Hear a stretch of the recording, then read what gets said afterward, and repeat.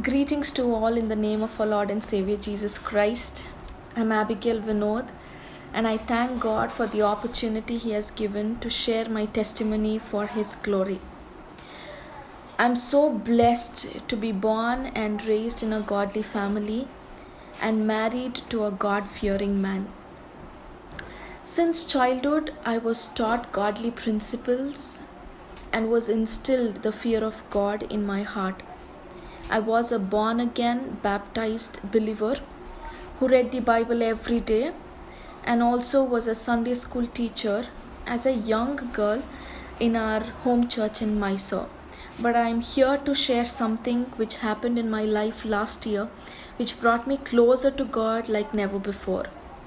And more importantly, it was a cause to bring me to sharper focus on who God is. On April 3rd, 2019, I tested positive of my first pregnancy.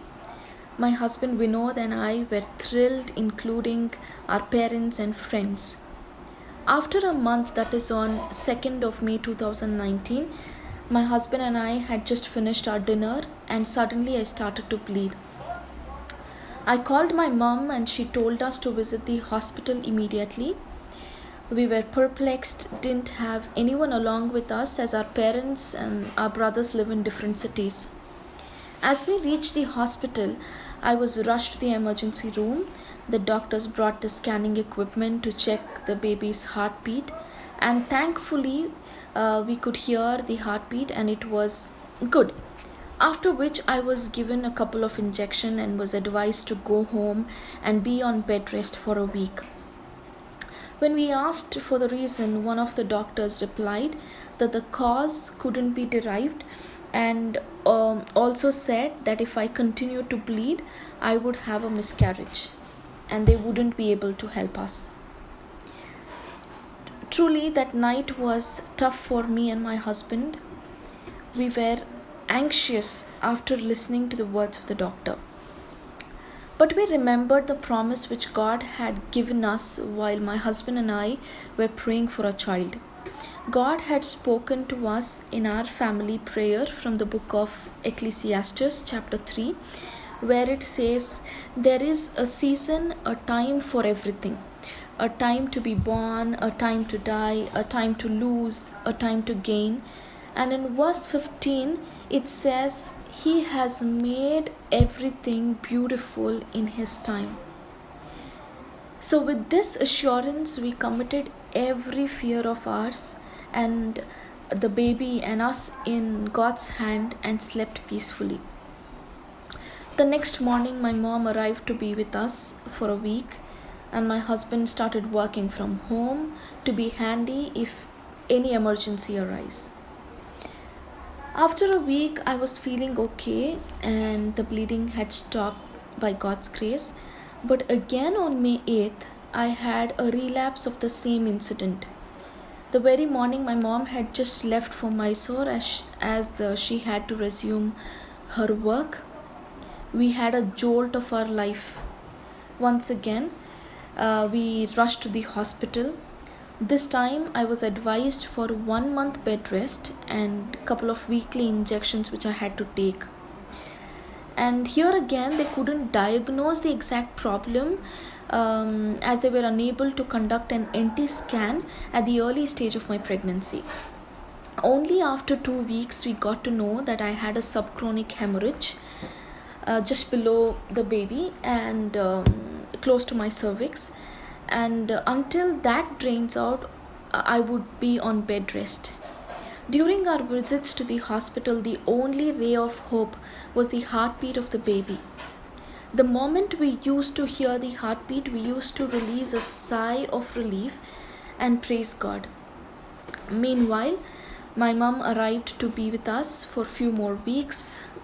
Looking back, I thank God for giving me that 1 month of break to get closer to Him and feel His grace and love and pray fervently along with my mom, who had always been my prayer partner.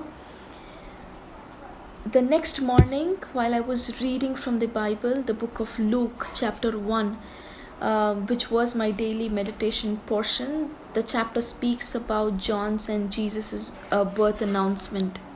As I read the chapter, the verse which touched my heart and renewed my hope and filled me with faith is verse 15, second part, which says, he will also be filled with the Holy Spirit even from his mother's womb.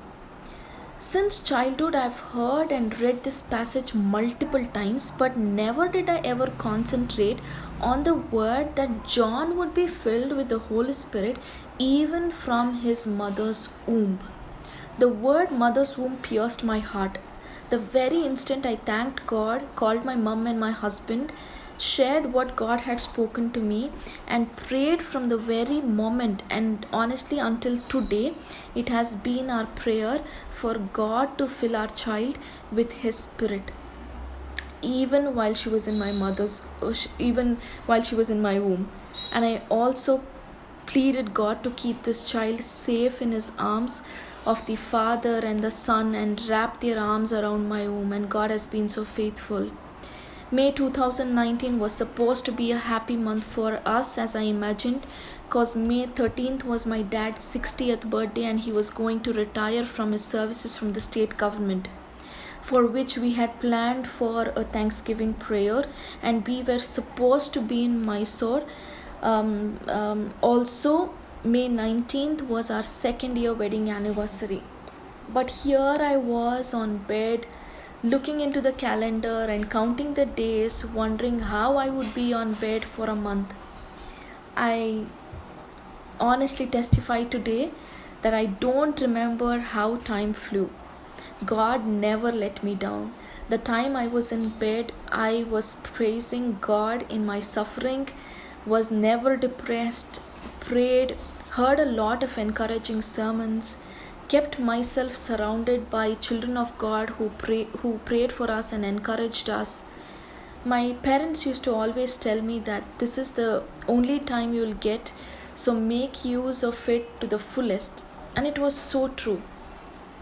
Eventually, by God's grace, I was fine. I started going to work, was able to come to church, and during my last visit to the doctor, she told me, Abigail, it is only by the grace of your God you have come so far, and she never had hope that I would come so far.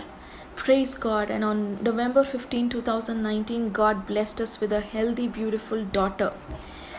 Prayerfully, we dedicated and named her Liana Hannah. Liana in Hebrew means my God has responded, and Hannah in Hebrew too means gracious.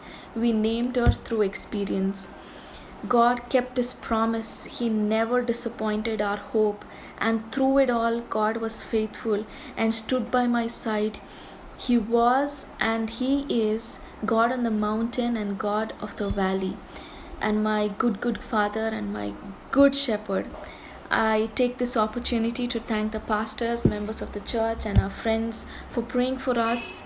And I urge you all to remember our family in your prayers, to be His witness wherever we are. And I'm so glad this year I was able to celebrate my dad's birthday, and I'm testifying on my third wedding anniversary with an added blessing in our life. And I'm so happy. To God be the glory, and thank you.